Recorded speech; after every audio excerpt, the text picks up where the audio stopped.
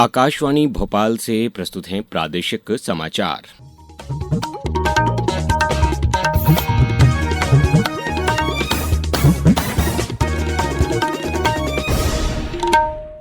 नमस्कार, समाचारों के साथ मैं अभिषेक कटियार। सबसे पहले इस बुलेटिन के मुख्य समाचार। प्रधानमंत्री नरेंद्र मोदी ने कहा, भारत वैश्विक स्तर पर कंटेंट निर्माण का केंद्र बनने में सक्षम। राज्यपाल मंगूभाई पटेल ने नशे के दुष्प्रभावों पर जताई चिंता, परिवार और समाज को नशा मुक्त बनाने का आह्वान किया।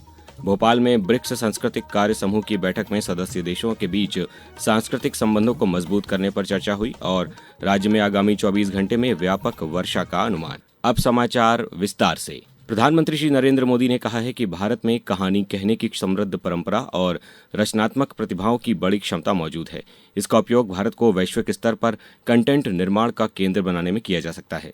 प्रधानमंत्री ने सोशल मीडिया पोस्ट में बताया कि उन्होंने नई दिल्ली में नेटफ्लिक्स के सह मुख्य कार्यकारी अधिकारी टेड सारंडोस से मुलाकात की। इस दौरान भारत के मीडिया और मनोरंजन क्षेत्र की संभावनाओं पर चर्चा हुई। नेटफ्लिक्स इंडिया ने बताया कि बैठक में भारत के मीडिया और मनोरंजन उद्योग को वैश्विक मंच पर ले जाने की साझा सोच पर बातचीत हुई।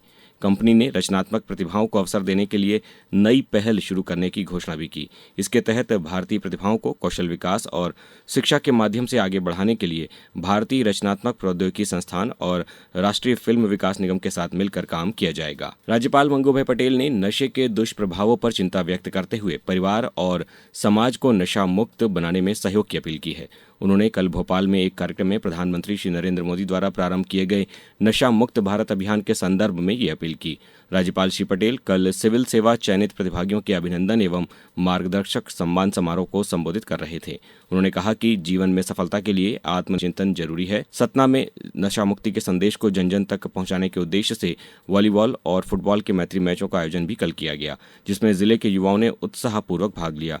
खेलों के माध्यम से युवाओं को सकारात्मक दिशा देने और स्वस्थ जीवन शैली अपनाने का संदेश दिया गया। समापन अवसर पर खिलाड़ियों को नशे से दूर रहने की शपथ भी दिलाई गई। किसान कल्याण और कृषि विकास विभाग ने प्रदेश के किसानों के हित में महत्वपूर्ण फैसले लेते हुए ग्रीष्मकालीन मूंग और उड़द की खरीद की अंतिम तिथि बढ़ाकर किसानों को बड़ी राहत दी है। उपार्जन प्राइस सपोर्ट स्कीम के अंतर्गत मूंग उत्पादक किसानों के हित में मूंग उपार्जन के लिए स्लॉट बुक करने की अंतिम तिथि 10 अगस्त और मूंग एवं उड़द उपार्जन की अंतिम तिथि 20 अगस्त कर दी है। इसके तहत किसानों को आधार कार्ड, मोबाइल नंबर और रजिस्टर में अपना पूरा ब्यौरा दर्ज करना होगा। उल्लेखनीय है कि खाद्य वितरण को पारदर्शी बनाने के लिए हाइब्रिड मोड लागू किया गया है। किसानों के हित में उपार्जन नीति में आंशिक संशोधन करते हुए मूंग का उपार्जन कृषकों के उत्पादन का 60% किए जाने का प्रावधान भी किया गया है। मुख्यमंत्री डॉक्टर मोहन यादव ने कहा है कि मेहनत, अनुशासन और आत्मविश्वास सफलता की कुंजी है, जो विद्यार्थियों को उनकी मंजिल तक पहुंचाती है। मुख्यमंत्री डॉक्टर मोहन यादव ने कल भोपाल के टीटी नगर स्थित कमला नेहरू सांदीपनि विद्यालय में किताब से कल तक अभियान के तहत विद्यार्थियों से संवाद करते हुए कहा कि युवाओं के चेहरों पर भारत का उज्जवल भविष्य दिखाई देता है। इस अवसर पर उन्होंने विद्यार्थियों को ज्ञान, अनुशासन और निरंतर प्रयास के माध्यम से सफलता की ओर बढ़ने का प्रेरक संदेश दिया। मुख्यमंत्री ने विद्यार्थियों से संवाद कर उनकी जिज्ञासाओं का उत्तर दिया और उन्हें नवाचार, तकनीकी और सतत रूप से सीखने के लिए प्रेरित किया। इस मौके पर मुख्यमंत्री ने कहा कि स्कूल शिक्षा विभाग द्वारा सांदीपनि विद्यालय जो बना करके विद्यार्थियों को पढ़ने के लिए जो उपलब्ध हुए हैं, स्वावलंबन तरीके से बच्चों को आगे बढ़ाने का, सर्वांगीण विकास करने की जो कल्पना है, वो हमारे सांदीपनि विद्यालयों के माध्यम से वाकई अद्भुत है। ऐसे में सांदीपनि विद्यालय की सौगात देश में अनूठी और सर्वश्रेष्ठ है। हमारे यहाँ आज ड्रॉप आउट भी 0 हुआ है और जितनी मेरिट के विद्यार्थी, चाहे 10th हो या 12th हो, सारे मेरिट में अधिकांश सरकारी स्कूल के बच्चे निकल करके आ रहे हैं। ये सरकारी स्कूलों की गुणवत्तापूर्ण शिक्षा व्यवस्था का प्रमाण है। अब समाचारों में वक्त है एक ब्रेक का। ये समाचार आप आकाशवाणी मध्य प्रदेश से सुन रहे हैं। ये समाचार बुलेटिन YouTube पर Madhya Pradesh news all India radio channel पर और Facebook के साथ ही X प्लेटफॉर्म पर AIR न्यूज भोपाल पेज पर सुने जा सकते हैं। इसके अलावा आप हमारी वेबसाइट newsonair.gov.in पर या न्यूज ऑन AIR ऐप पर भी समाचार सुन सकते हैं। ब्रेक के बाद समाचारों में पुनः आपका स्वागत है। भोपाल में ब्रिक्स सांस्कृतिक कार्य समूह की बैठक के पहले दिन ब्रिक्स देशों के बीच आपसी सम्मान, आम सहमति और साझा उद्देश्यों के माध्यम से सांस्कृतिक संबंधों को मजबूत करने के उद्देश्य से चर्चा हुई। सदस्य देशों के प्रतिनिधियों ने सांस्कृतिक क्षेत्र में सहयोग को और सुदृढ़ बनाने और साझा प्राथमिकताओं को आगे बढ़ाने पर विचार विमर्श किया। बैठक के दौरान भारत द्वारा कल्चर ट्रैक के अंतर्गत निर्धारित प्रमुख प्राथमिकताओं, रचनात्मक अर्थव्यवस्था, सांस्कृतिक एवं रचनात्मक उद्योग, सांस्कृतिक विरासत का संरक्षण तथा संस्कृति आधारित सतत विकास पर प्रतिनिधिमंडलों ने अपने प्रारंभिक विचार प्रस्तुत किए। उद्घाटन सत्र में संस्कृति मंत्रालय के सचिव विवेक अग्रवाल ने कहा कि चर्चाओं ने इस साझा विश्वास को पुष्ट किया है कि संस्कृति केवल अतीत की धरोहर नहीं बल्कि नवाचार, लचीलेपन, समावेशी विकास तथा लोगों के बीच गहरे संबंध स्थापित करने की एक सशक्त प्रेरक शक्ति है। मुख्यमंत्री डॉक्टर मोहन यादव ने प्रदेश में 9 से 17 अगस्त तक हर घर तिरंगा अभियान जन भागीदारी के साथ चलाने की घोषणा की है। इस अभियान के तहत तिरंगा यात्रा, प्रदर्शनी, रंगोली, प्रश्नोत्तरी, साइकिल रैली, तिरंगा एंथम और अन्य प्रतियोगिताएं आयोजित की जाएंगी।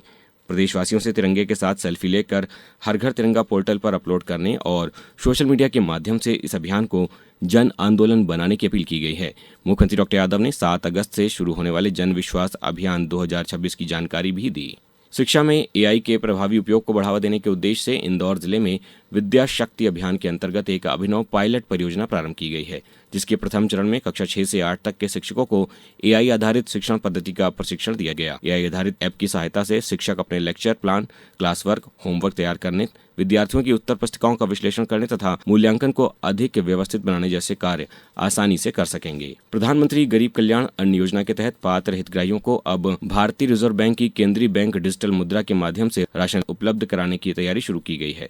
नागरिक आपूर्ति मंत्री गोविंद सिंह राजपूत ने बताया कि भारत सरकार ने इस महत्वाकांक्षी पायलट प्रोजेक्ट के लिए प्रदेश के भोपाल और इंदौर जिले का चयन किया है। दिसंबर 2026 तक सभी उचित मूल्य दुकानों पर यह व्यवस्था लागू करने का लक्ष्य रखा गया है। इस योजना के लागू होने के बाद पात्र हितग्राहियों को हर महीने उनकी खाद्यान्न पात्रता के अनुरूप सीबीडीसी टोकन सीधे उनके डिजिटल वॉलेट में भेजे जाएंगे। राशन लेने के लिए हितग्राही को केवल अपने मोबाइल ऐप से उचित मूल्य दुकान पर उपलब्ध क्यूआर कोड स्कैन करना होगा और टोकन का उपयोग करते ही गेहूं, चावल सहित पात्रता अनुसार खाद्यान्न मिल जाएगा। सरकार ने कहा है कि 2024-25 के एक सर्वेक्षण के अनुसार देश में अब कहीं भी हाथ से मैला ढोने का काम नहीं हो रहा है। सामाजिक न्याय और अधिकारिता मंत्री डॉक्टर वीरेंद्र कुमार ने कल राज्यसभा में बताया कि वर्ष 2013 के राष्ट्रव्यापी सर्वेक्षण में 58,000 और 2018 के सर्वेक्षण में 98 ऐसे लोगों की पहचान की गई थी जो हाथ से मैला ढोते थे। डॉक्टर वीरेंद्र ने बताया कि इन सभी को 40-40 हजार रुपए की सहायता पुनर्वास के लिए दी गई। उन्होंने कहा कि सरकार नमस्ते स्कीम के तहत ऐसे लोगों को टिकाऊ आजीविका के अवसर देना जारी रखे हुए है। अब रुक करते हैं मौसम का। प्रदेश में पिछले 24 घंटों के दौरान चंबल, रीवा और शहडोल संभागों के अधिकांश जिलों में बारिश दर्ज की गई। वहीं ग्वालियर, इंदौर, जबलपुर और सागर संभागों के जिलों में कहीं कहीं बारिश हुई। झाबुआ जिले में पिछले 24 घंटे में 4.05 मिलीमीटर औसत बारिश दर्ज की गई। सर्वाधिक 8.10 मिलीमीटर वर्षा राणापुर में रिकॉर्ड की गई। मौसम केंद्र भोपाल के अनुसार प्रदेश में नया सिस्टम बनने से कल प्रदेश के अधिकांश जिलों में बारिश होगी। वहीं कुछ स्थानों पर तेज बारिश की भी संभावना है। अब कुछ समाचार संक्षेप में। कर्नाटक के राज्यपाल थावर चंद गहलोत आज आगरमालवा जिले के बड़ौद में स्थानीय कार्यक्रम के बाद नागदा, उज्जैन के प्रवास पर रहेंगे। मुख्यमंत्री जन विश्वास अभियान 2026 के तहत शिवपुरी में उद्यम संवाद हेतु जिला दल का गठन किया गया है। वहीं जबलपुर के पाटन में भ्रमण कार्यक्रम प्रस्तावित है। अशोकनगर के डबल लॉक केंद्र पर 1100 किसानों को यूरिया उर्वरक का वितरण किया गया है। झाबुआ के शासकीय कन्या उच्चतर माध्यमिक विद्यालय कल्याणपुरा में छात्राओं को डेंगू के कारण, लक्षण और बचाव के प्रति जागरूक किया गया। जल संसाधन मंत्री तुलसीराम सिलावट ने बोधी परियोजना कार्यालय में विभाग में 81 नवनियुक्त कर्मियों को नियुक्ति पत्र सौंपे। संभागीय आईटीआई रीवा में 19 अगस्त को वृहद रोजगार मेले का आयोजन किया जाएगा। वहीं शासकीय चंद्र विजय महाविद्यालय डिंडौरी में युवा संगम रोजगार मेले का आयोजन 13 अगस्त को किया जाएगा। और मध्य प्रदेश पर्यटन क्विज 2026 का जिला स्तरीय आयोजन कल धार जिले में किया जाएगा, जिसमें पूर्व में पंजीयन करा चुकी पंजीकृत टीमें भी भाग लेंगी और 8 से 10 बजे तक ऑन स्पॉट पंजीयन भी किया जाएगा। अंत में मुख्य समाचार एक बार फिर। प्रधानमंत्री नरेंद्र मोदी ने कहा, भारत वैश्विक स्तर पर कंटेंट निर्माण का केंद्र बनने में सक्षम। राज्यपाल मंगू पटेल ने नशे के दुष्प्रभावों पर जताई चिंता, परिवार और समाज को नशा मुक्त बनाने का आह्वान किया। भोपाल में ब्रिक्स सांस्कृतिक कार्य समूह की बैठक में सदस्य देशों के बीच सांस्कृतिक संबंधों को मजबूत करने पर चर्चा हुई और राज्य में आगामी 24 घंटे में व्यापक वर्षा का अनुमान। इस बुलेटिन में बस इतना ही। अगला बुलेटिन सुनिए दोपहर 2:10 पर। नमस्कार।